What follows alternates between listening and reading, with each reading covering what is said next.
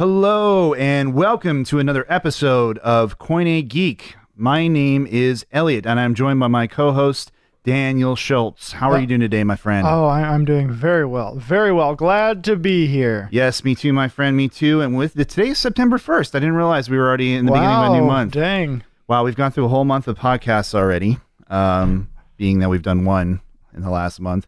Actually, technically, should we pull the curtain back a little? Let's do it. We did 2 episodes.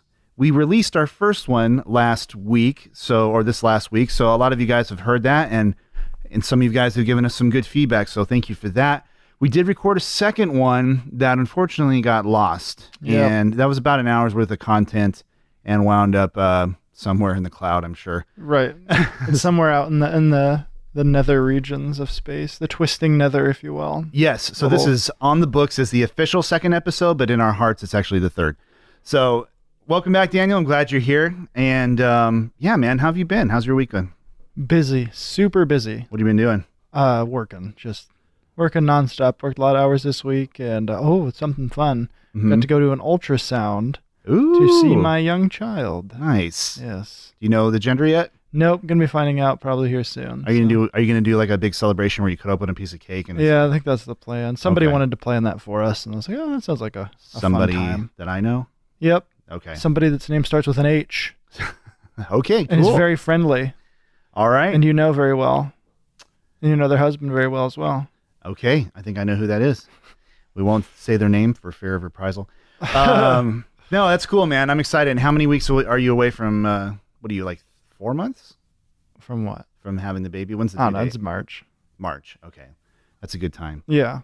Well, that's exciting for you. I basically just worked, and this whole entire week was one of those weeks where it was like I kept thinking that I was a day further ahead in the week than we were. Right. And maybe it's because it's Labor Day weekend this weekend, and so I kept thinking, on Thursday, I was like, today's Friday, and then Wednesday and so forth. But we are looking ahead at the Labor Day weekend, which is fun, and that means for guys like me who don't have anything else better to do, I'm going to spend some time catching up on some gaming. Nice. I actually spent a little bit more time than I usually do yesterday sitting through and playing some Dead Cells. Oh, okay. Which we talked about on our first show. Were you able to form your own opinions about that game? I'm able to form my own opinion. It's pretty good. It's fast-paced, side-scrolling, kind of Castlevania-ish action mixed with like a Dark Souls type vibe, where and it's a roguelike type game. Which right. So why don't you go ahead and explain that so that for people that may not know. What a roguelike game is. So a roguelike is essentially, it's basically randomly generated maps. So each time you play through or you die and you start at the beginning, you're playing through a different randomly generated version of a map. So unlike in a regular Castlevania or Metroidvania style game where the map is set from the beginning and you're slowly progressing through that, you're basically acquiring skills and upgrades that you carry with you so that as you're progressing through, no matter what the map is, you're getting stronger and stronger, and you can continue. And there are certain things that when you die, you'll carry with you, and when you start over, but the map will kind of change in various ways each time you play through. So, I think it's kind of an interesting formula. I'm not super sold on roguelikes in general. I do sort of miss. Well, let me say it this way. There's been times where I've played them or I've seen them come out, and I feel like almost like it's lazy game development, where it's like, okay, we'll just find a formula to make a random map, but there's something about mastering like a map. Right. I have some of the similar thoughts on those. So I like being able to figure out a level, and even if it's hard, being able to go through it and eventually conquer that level. That's like it. But with these random generated maps, it's not like that. You still acquire those skills in order to progress, but you're not able to remember the level, so you can't like. Right. And there's variety. It's new. It's a different type of game, though. It's really different. It is. But I'm playing it on the Switch, which is fun because I can just kind of pick it up and play it before I go to bed, and in my bed or whatever, I can just have it in my hands. But I'm enjoying playing it more with the Pro Controller on the big screen. But yeah, I'll let you know how it keeps going. It is addictive though. It's like everything goes by really really fast.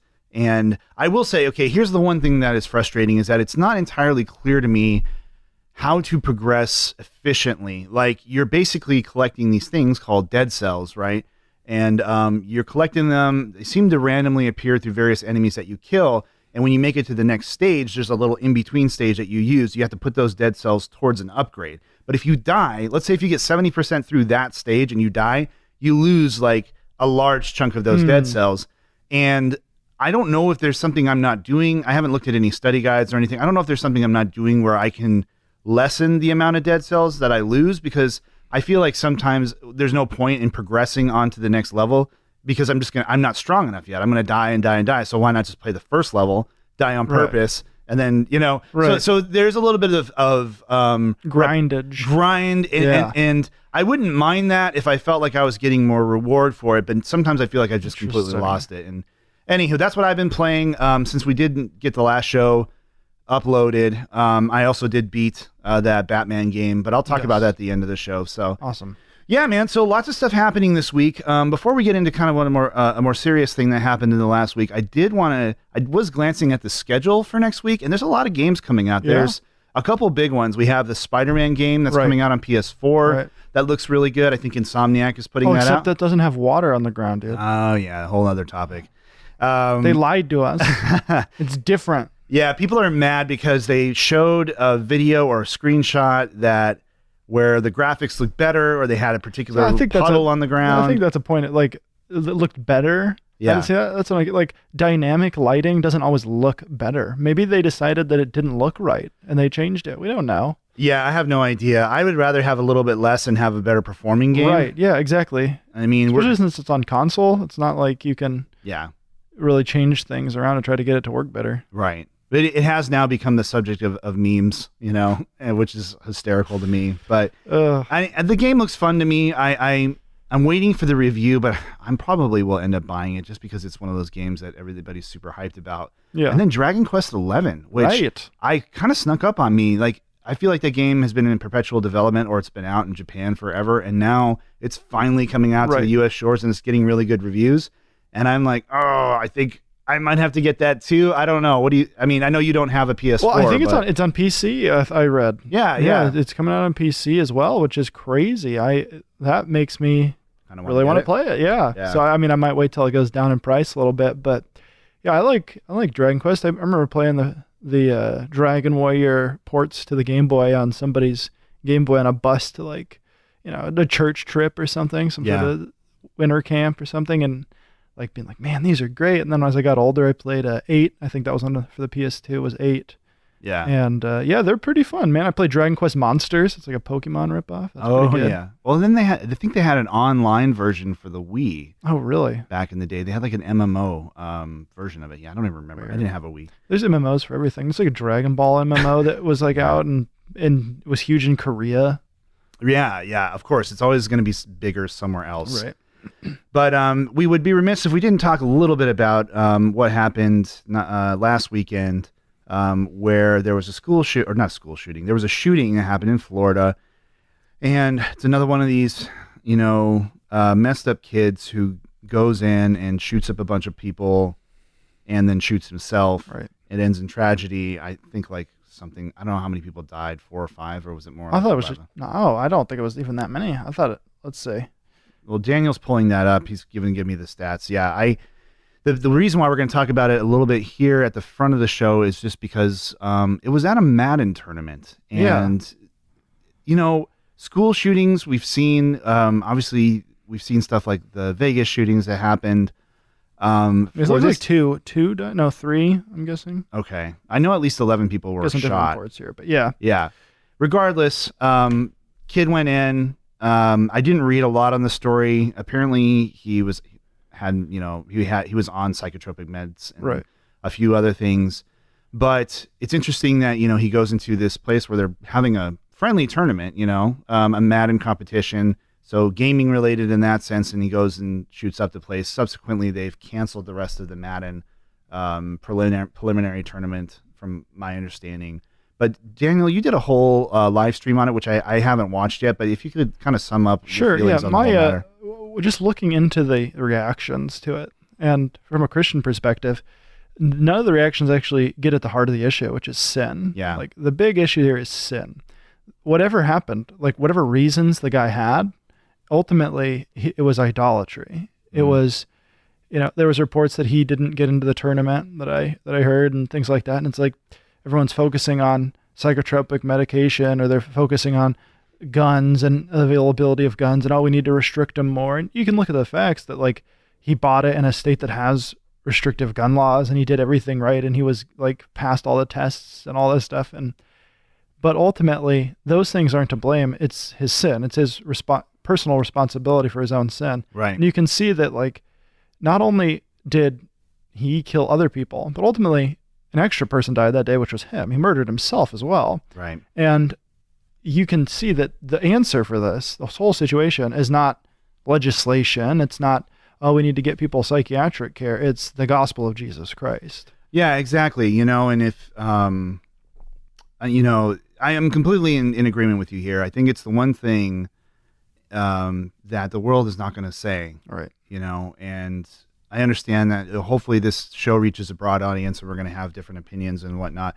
Obviously, there's a lot going on, but I completely agree that the heart of the issue is sin, which nobody's going to be on the news and be like, this man was, a sinner. That we're sinners as people and that we need Christ. We need a savior. That is the only cure for what's going to, make people not want to do this because, we can go on and on and on about it, but when you have consistently devalued human life in saying that, okay, you're gonna strip people of their image of God and say that we're just bags of protoplasm floating around in the universe. Okay, well then who cares? There's no ultimate standard. There's no ultimate truth. My life doesn't matter than anybody more than any or less than anybody else's. Who cares? I'm just gonna do what's best for me. I'm gonna go. There's nothing to stop somebody if they're bought into that philosophy from doing that. Right. And so we see, unfortunately, another tragic situation happen here. It happened, obviously, close to the gaming community. So, that's very unfortunate. Very unfortunate. And obviously, all I can do is just pray for repentance and, that it would wake people up. And for those of us who are listening to this that are Christians and share the same faith, it should be a call for us in our communities and in our local churches and our local bodies to talk about this kind of thing. Right. And to come at it from a right perspective. And if you're somebody who listens to the show and has a different viewpoint and wants to write in or come on the show and talk with us about that, we can do that on another show. We'd be happy to dialogue with you about it. This certainly is still primarily a gaming show, but at the same time, we want to be able to have discussions like this when they're relevant. And we welcome other worldviews to come and talk to us. So anyway, I didn't want to spend a whole show on that. Violence in video games is something that you can trace throughout, the history of modern games and politics and everything. I feel like that would be a fun, thing for its own show. But I didn't want to stay too dark today. I wanted to bring up something else. We were talking about, just a second ago, about Dragon Quest 11. Yes.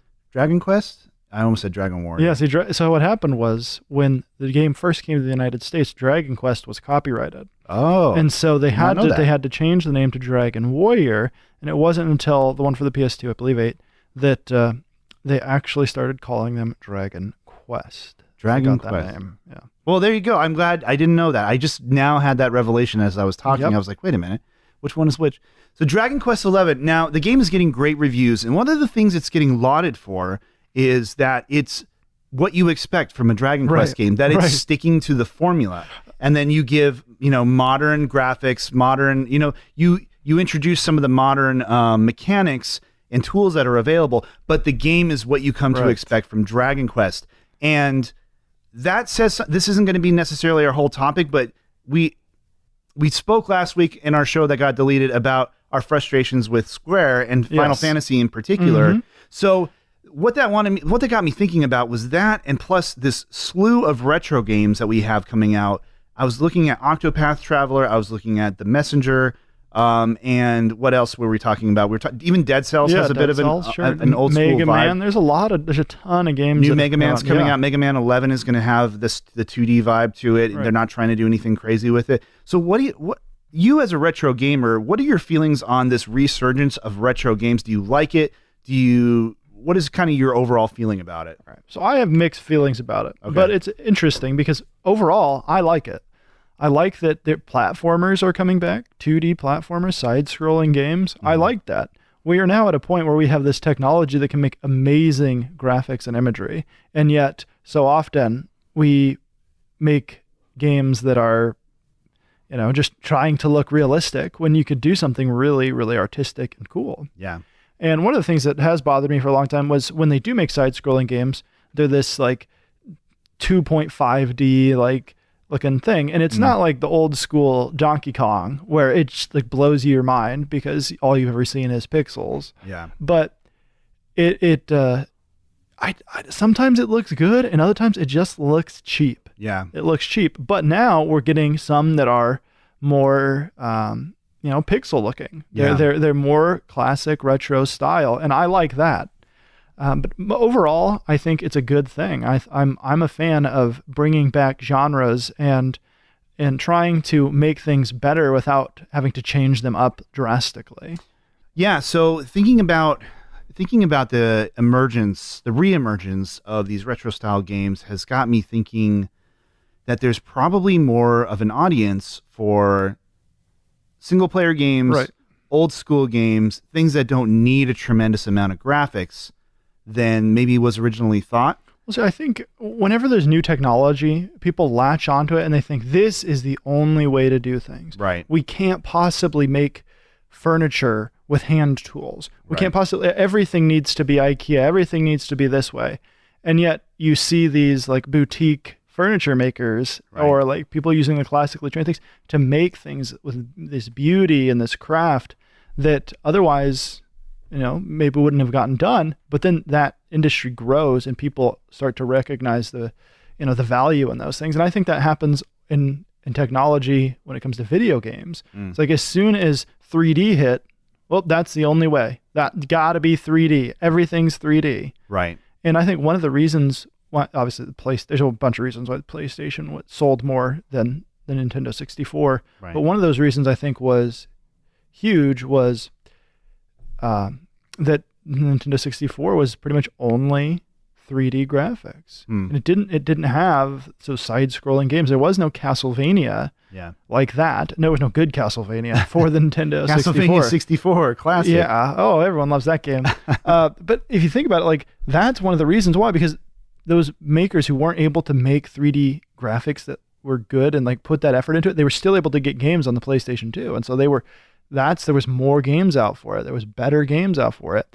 And you see like as a transition though, as we got past that, well then it was like, maybe weird Japanese games will be in 2D, but everything else going to be 3D here in the good old United States. Right. And then like online came out, everything's got to be multiplayer, has to have a multiplayer component. Now Battle Royale is huge. Or some sort of MMO capacity. And it's like, those things are good and they're fun, but this games as a service thing, I don't want to get too much into it, but games as a service is ultimately not something that lasts, because as soon as the audience goes away, the game goes away, like Battleborn. Yeah. People played Battleborn when it first came out and it was, people liked it, but Overwatch was more popular. And so what happened? Nobody plays Battleborn. You buy that game, it's worthless to you. No one's going to be, you're going to wait all day for a queue and then it's going to crash. Right.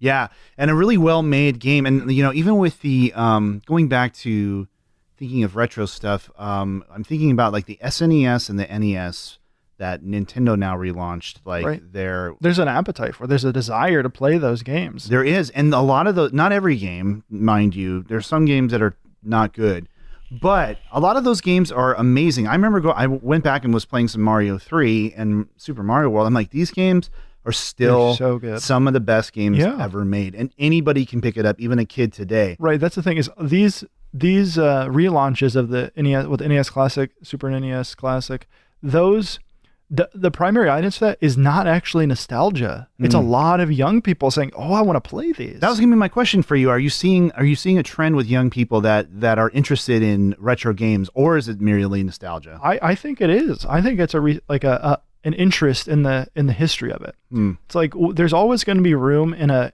genre or a medium for people looking to the past and saying this stuff was valuable, this was good. We see it in literature, we see it in film, where people aren't just, well, I'm not going to watch Star Wars because there's a new Star Wars, so I'm not going to go back to the original Star Wars movie. Well, that doesn't happen. Yeah, I think people enjoy everything, and when something is well done, when it's well crafted, well made, that lends itself to further generations, regardless of it.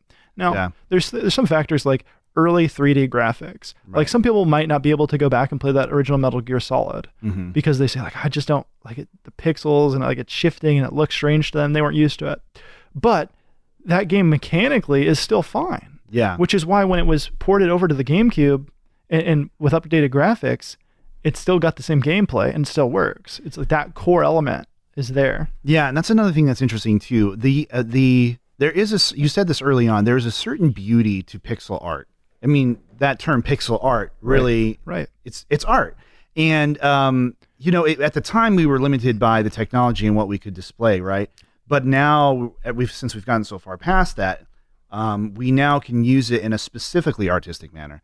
Like especially young indie developers, but anybody, even Square Enix, who made Octopath Traveler, probably not their A-list studio that made it, but you look at that and you go, oh my gosh, that is beautiful pixel art that reminds me of the really good pixel art in Final Fantasy VI. And that's immediately what comes to mind. And I haven't played Octopath, but just looking at the trailer, some of the gameplay and everything, they took that style, but they updated it, not in a bad way, but in a way where they were like, okay, well, we can have more than one plane. Like we can do this, we can make it look different and good, but still use those elements. And that's something that's really cool. Like you have, on one hand, you have these games that like, what's the game we were just looking at earlier? The Messenger. Yeah. Messenger, which looks like Ninja Gaiden. Right. Like better Ninja Gaiden, but it looks like the classic Ninja Gaiden in that style. And people are playing it, it's fun and everything. And then you have Octopath Traveler, where they're not just recreating the look. Right. They're updating it and making it look modern and good. And that's cool too, man. Yeah, it's almost kind of like hey, well, what if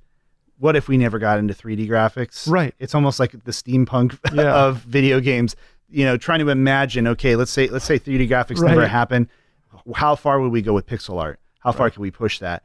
So I particularly really love that. So in that, now, retro game, this isn't a new thing, right? Retro games have kind of started last gen, I feel like, where we started to see more indie, smaller games try to replicate an old school feel. But now I feel like we're getting a lot of them. And there is a danger, I think, just like with anything, of oversaturation. Right. And so hopefully, we're starting to see the cream rise to the top a little bit. Yep. And I feel like we've had a lot of games that if we were scoring it on a 10-point system, we're seeing a lot more games that are in the 8 to 10 range than we are kind of just shovelware and stuff that people want to just dump out there because they can make it quickly. I think about the, I can't remember the title of the game, but it's Inafune, who was involved in the early Mega Man's games. Yeah. And he made a Mega Man clone just a couple of years ago. Yeah, I have it. Mighty Number 9. Mighty Number 9. But that game did not do well. Right. So it was kickstarted. Everyone is excited.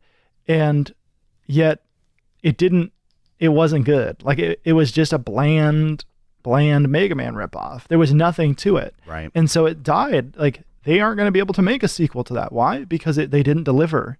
And I'm hoping that as the industry gets bigger and as more people are putting out games, that those shovelware games will go away. That won't be a lucrative business for anyone to just do asset flips and make crappy games, but rather that the people who are putting their effort and time into it. I think of like Stardew Valley. That's a perfect example of one of these games. Right. Stardew Valley it's one guy. One guy made that. Wow. And now he's sold so many copies on PC, Xbox, PS4, Switch. Right. Those games are like, it's crazy, man. And it looks beautiful. It looks good. He put time and effort and it's paid off for him. And they're continuing to do patches for that game, adding new stuff to it. Mm-hmm. And that I think is cool. Like I want to see those kinds of developers who are putting effort and time into making something that they love. I want to see that regardless of what style it is, what genre. I want to see those people succeed.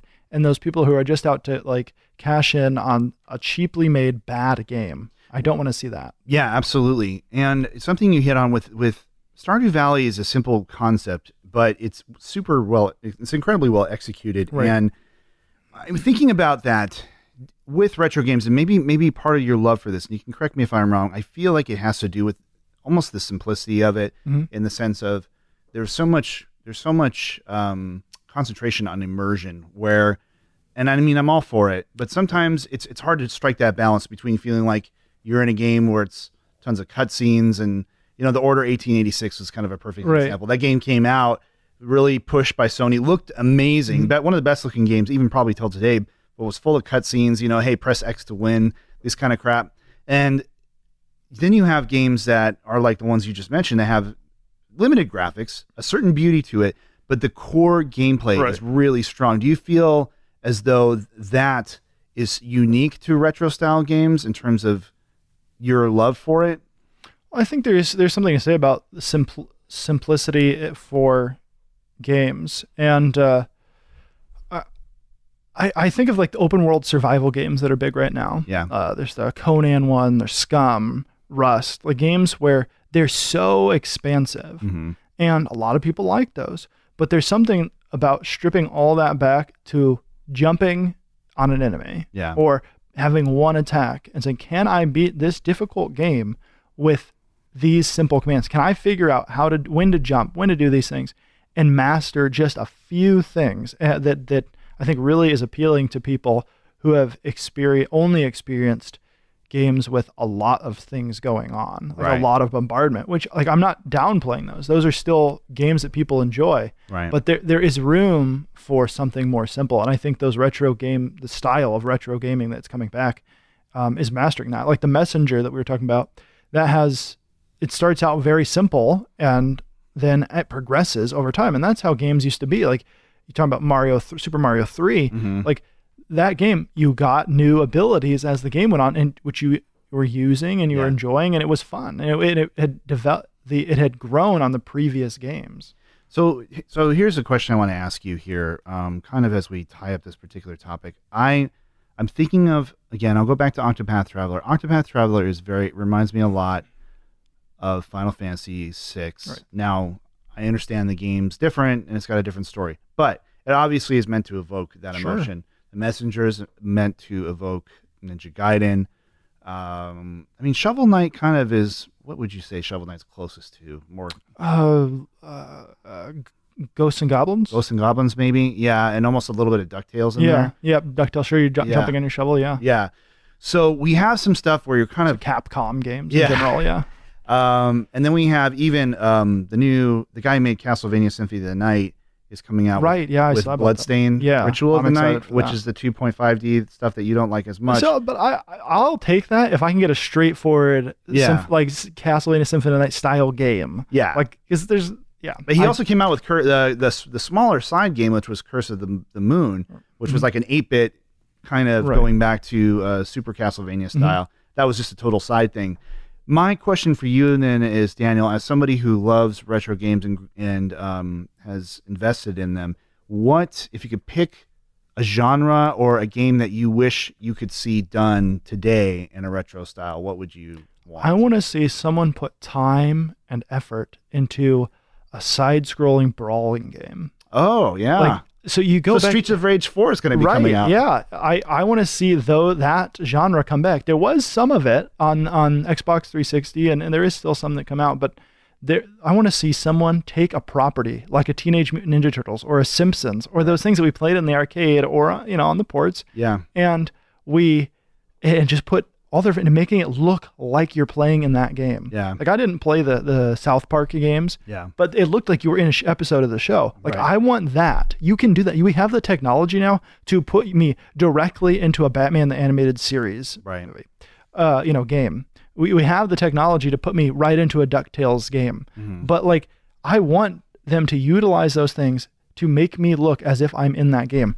And I think the perfect genre that is it's not being ignored necessarily, but it's not as big as it could be, is that side-scrolling brawling type game. That's funny, man. I wouldn't have guessed that. And you're right. And I grew up loving Double Dragon and Final Fight and all those kinds of things. But I feel like Turtles in Time. Yeah, Turtles in Time. I think they've tried to do stuff like that, but it's looked like, let's see, even Team Ninja tried to do it with one of the Ninja Turtles games. Right. I think I don't know what the disconnect is. I think part of it is they're trying to maybe do too much or something. That they need to find whatever that thread is that made those games so great, whether it was just the simplicity or whether it was cool attacks, whatever they need to do, and focus on that one thing and make just a good game like that. Yeah. Don't do too much. There was this one, and I bought it, and I don't remember the name of it, but it was done by the guys who did, oh snap, I'm going to forget what it's called. I shouldn't have even brought it up because I forgot the name of it. Man. But it was a game that he played.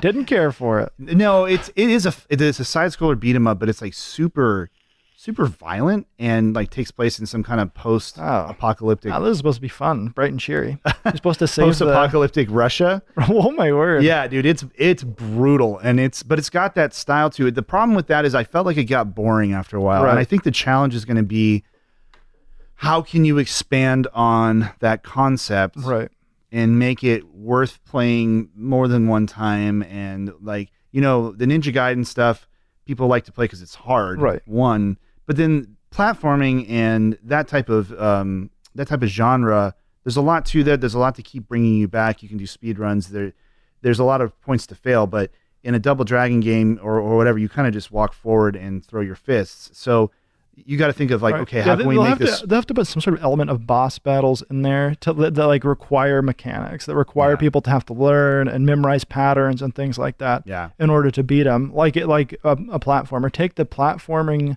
sort of method of having to learn patterns, having to learn how to beat bosses. What are their moves going to be, and incorporate that into it. But I'd really like to see someone make a great game like that.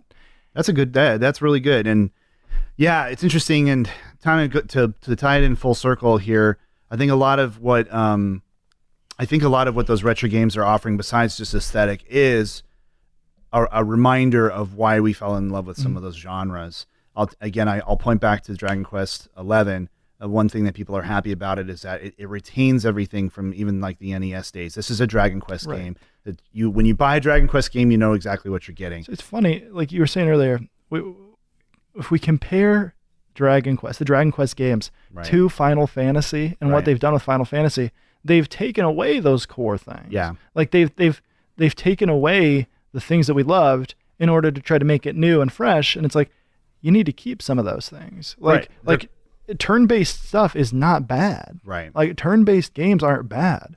I would love for them to do what they did with Final Fantasy IX and just go back and do like a retro style game. And honestly, I wouldn't even care. Like Square Enix is a weird company, but especially when it comes to Final Fantasy, they are so sold on trying to make this thing the most graphically, the next kind of wave of technology. And so they develop their own engines that end up not working out. They take years to finish, blah, blah, blah, blah, blah.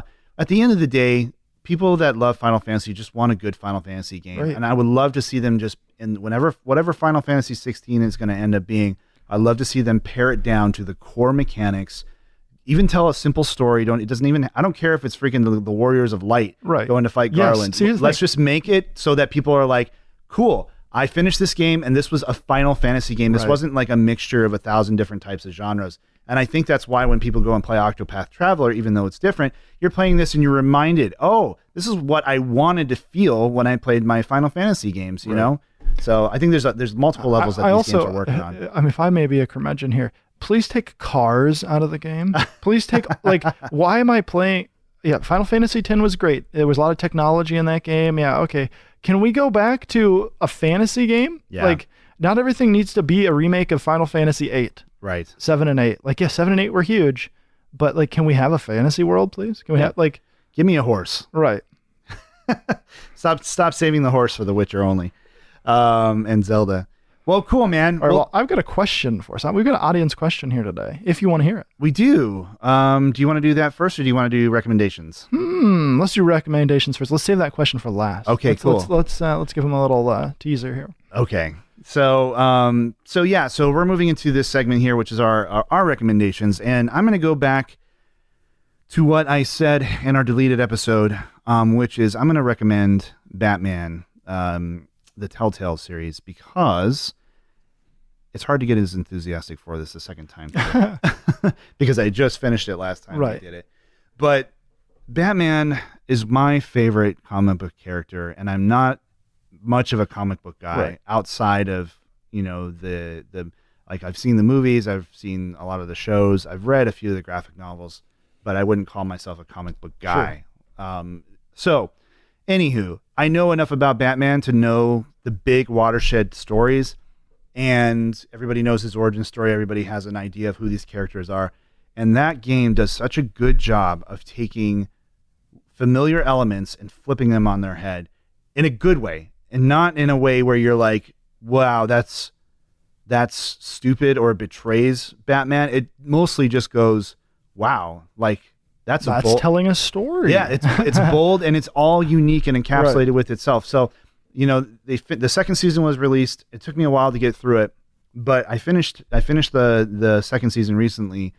And by the end of that, man, I was just like, wow, they did with the Joker in particular, with all the characters, but the Joker and his portrayal, and I don't want to spoil anything for you, is so interesting to me because it's just such a different take, and a lot of the decisions you make throughout the game. If you're like me, and I have a hard time playing against my personal ethics when I play a game that has choices. Like, same here. I can't choose somebody to do something that I find to be morally reprehensible. Unless it's punching that reporter in the face in Mass Effect. Well, that's good. That's the good option. Mass Effect is a different thing. Yes. But other than that, I it's hard for me to do that. So that creates a lot of the way that the game plays out. It makes for a lot of gray areas because there's never. Well, that's Batman, man. Yeah, well, that's exactly. Batman. It sums up captures Batman. The essence of Batman while actually being fresh. Right. When I finished the game, I never felt like I don't know. I felt conflicted about a lot of my choices, but I felt good about that. I felt good that the game made me stuck feel with you, conflicted, and be like, oh man, did I do that right? But these are my choices. I'm sticking with. I'm not going back and replaying it anytime soon. So. But yeah, I would recommend you guys pick that up. Some of the other games that I've talked about earlier, I'm still playing through, so I don't want to give you like a solid yes or no on it until I'm done with them. But for this one, I would definitely recommend picking it up, especially if you're a fan of any of the Telltale games or you like any kind of story choice-based games. And I don't even think it's that expensive now. I don't know what it is for the full season. It's probably I mean, those things go down. They have sales on Telltale's awesome. They've done a really good job. They really put effort into those games, and there's always sales going on. Now, I did play it on PC, and I have a copy of it for the PS4, at least the first season. The PS4 version doesn't run as well. It's and that's unfortunately, Telltale still struggles with some of their engines, even though it's like a really simple graphical engine. Whatever reason, it doesn't work as well on the consoles as it did on my PC. So I played everything through on PC to give you a fair warning. But if you can get past that, and if you played any other Telltale games, it's nothing. What do you got here? Well, what do I have? Well, I've got two things I want to talk about real quick because you skipped over what I've been playing in the beginning of this episode. I'm sorry. Yeah, you did. You totally did. Oh, I that's what you were doing. You're just like, I'm just working and okay. talking to my baby and all that. Oh, sorry, I've got a child on the way. My bad. All right. I thought ultrasound was a video game. So here's the deal, right? Yeah, that's the new video game. It's very, very lifelike. So I actually went back and renewed my WoW subscription. Oh my gosh. It's official. Okay. We'll see if it was a mistake. All right, tell me about it. I skipped, I just want to talk about something real briefly. I skipped over the last expansion, Legion. I didn't play it at all. Is that the one with the panda, or is that the one? That was 3 ago. What is it with pandas making their way into No, that would don't diss Mists of Pandaria. That is one of my favorite. That is my favorite expansion after. Okay, I'm interrupting. I'm sorry. Go ahead. After Lich King. So, no, it in the beginning of the game. So I just went back and I'm doing some of that old content with one of my characters, and I played the opening part of that game, and the king of the Alliance. I'm Alliance all the way. For the Alliance, Horde people can go and die. I don't care. But anyways, I'm playing through the opening of that game, and man, it was emotional. Like there was some heartstrings being tugged at in a game that I play World of Warcraft. I like it, but it's not like I've been heavily invested in the story. Yeah. But it managed to with the turns and the classic storytelling. I won't say too much in case someone, I don't know. Well, the king dies. It's like boom. Oh dang. I mean, it's two expansions ago. No one cares. No one cares about the story in WoW. But man, it really got me. So I wanted to just say that I'm impressed at how I even knew he was going to die. I already knew it, but still the playing out of the little cutscene. Yeah. Solid work, Blizzard. Cool. And here's my other recommendation. I want everyone listening within the sound of my voice. I want you to go on to Hulu or Amazon Prime, whichever one you have. If you have Amazon Prime, go on there. If you have Hulu, go on there and watch Sabrina the Teenage Witch. I want you to do it because it is cheesy goodness, man. It is hilarious, and the graphics are just so 90s bad awesome that it is totally worth watching. Yeah. I still haven't gotten around to watching that. Yeah, I don't know that you are, man, but I say you should. Okay. I Give mean, it a try. Give it a try. Don't just write it off. maybe Everyone I should. listening. Maybe next Give it a try. show, I will come back. Watch a couple You episodes. you didn't play any Batman though. I was waiting for you to live stream it. Well, I'm going to, but here's the thing I wanted to ask you is, do you want to do you can Discord with me, and you, as I'm playing it, you don't tell me what's going to happen or anything, but we can sort of talk as we're going through. Yeah, I would do that. I think that would be pretty cool. All right, let's talk about it after the show. I'm totally down for that. And then maybe I'll check out Sabrina the Teenage Witch and give you my thoughts on it. Right, give me your thoughts. Give me my thumbs down. Well, cool. You said you had a question of the week? Yes, question of the week is... Who's this from? Is it from one of our listeners or? Well, it's from one of our listeners, but I mean, it's more important than that. It's my wife. Okay. So the question is, what is the most influential game that you have ever played? What game has influenced you the most? Okay. So, good question. There's a lot of games that have influenced me. The ones that there's a flood of them that come to my brain in terms of what I like to play. Mm-hmm. But what influenced me the most has to probably be Final Fantasy VII. And the reason I say that is because I don't know if I would still be playing games as an adult if it wasn't for that game.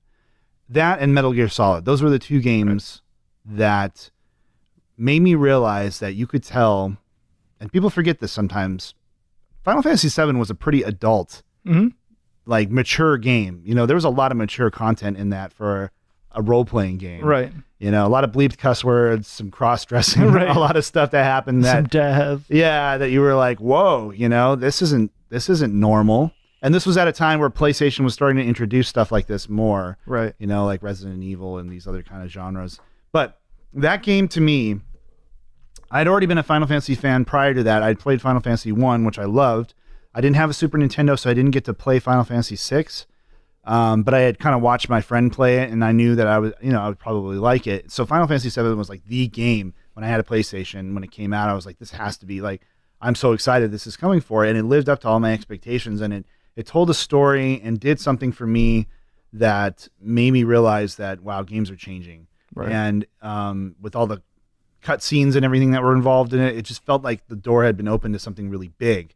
And then the fact that all my friends were playing the game at the time, which was weird for me because I was a nerdy kid, and I thought Final Fantasy was just for people that were like super dorks. It wasn't a fighting game, it wasn't a sports game, it was something for me, for my people, and now everybody's playing it. And so that had a huge influence on me. And then Metal Gear Solid was the game where I realized that they could have voice acting could be good. Yeah. Because the voice acting in games prior to that was legitimately awful. I see you've been playing Castlevania. Yes. And that game did so many things amazing, but I just remember sitting there and just watching the little codec conversations with two talking heads. Yeah. And this whole dramatic thing, almost like a radio drama playing out. Right. And I was like, whoa, these guys are good actors. This isn't just, this isn't some cheesy thing. They put time and effort into writing a script and recording this. So the best part of that was from the same company that had just done the worst voice acting in a game. Oh, I know. The best worst, with Castlevania. With Castlevania, yeah. What is a man? A miserable pile of secrets. But enough talk. How about you? So what about you? Well, I'm going to go ahead and pick Pokemon. Now, I was at the perfect age, about 5th grade, when these games were coming out. And my brother and I managed to trade our Kirby game that someone had given us for Pokemon Yellow. Mm-hmm. And it was a revelation. I finally had a game that was able to be played in such a way that I could keep coming back to it and actually progressing. So I've never been good at platformers. I love platformers. Yeah. I love retro gaming, obviously. Right. But I'm not good at them. I didn't play them when I was a kid. I didn't ever develop the skills to just be good at those games. I like playing them. I've beaten them now that I'm older, but Pokemon was the first game that was like, oh, I don't have to just play Commander Keen with some cheat codes on to beat this. I can actually go through and progress in this game and get better at it. Yeah. Because it was really the first big RPG that I played. I had played Final Fantasy 1 before that, and never gotten past the first forest. I just couldn't figure out how to grind. Sure. But then I played Pokemon, and that was the thing that opened up gaming to me, and that is probably why I still like a single player, like story-driven game. There's not really a story to Pokemon, Sure. but like the progression of like going through this land and like going to these different cities, encountering these different situations, and then finally getting to the end. That was something that really, really spoke to me, and in the sense of opening up gaming to me. And I don't think it'll ever be recaptured for me. It's hard to do, but every Pokemon is good at doing the same thing but changing it up a little bit, adding a different feature, anything, and they're all worth playing. It's kind of like what we were talking about before, right? Yeah, you kept the core. When you play Pokemon, you know what a Pokemon game is, and you don't need real time Pokemon battles. Like if you do that, you can go play your Pokemon Tournament Fighter or whatever it is. Right. But that's the game I'm gonna pick. And Metal Gear Solid, that's another one that's up there. When I finally played Metal Gear Solid, boom, that was that was some great stuff. So I'll second that one. Awesome. Well, great, man. Well, good show today. It was good to talk about some of this stuff. We are now up on iTunes and on Google Play. Right. So if you search for Coin A Geek, that's spelled COIN space A space geek, right? Yep. You should be able to find us. Thank you very much to our friend Kathy Lynn, who made great graphics. Made the graphics for us. We're up and running. If you guys want to be a part of the show, let us know. We have our own Facebook group that you can reach out to us for. You can message either one of us. If you want to be on the show, talk to either one of us as well. And we'd love to have that conversation. Interaction. We love audience participation. And we've also got a YouTube channel, which we might be doing some stuff at. So if people want to look up Coin A Geek on YouTube, or my personal channel, FlyFox Productions on YouTube. Also, twitch.tv/FlyFoxPro. I'm streaming a lot of games over there. Just follow us on those things and interact with us. We want to be a community-driven show, I think. Absolutely. Well, thank you again, Daniel. It was fun talking. Thanks for taking time out of your morning to do the show. Sure. For Daniel Schultz, my name's Elliot Hillis. You've been listening to Coin A Geek, and we'll see you next time.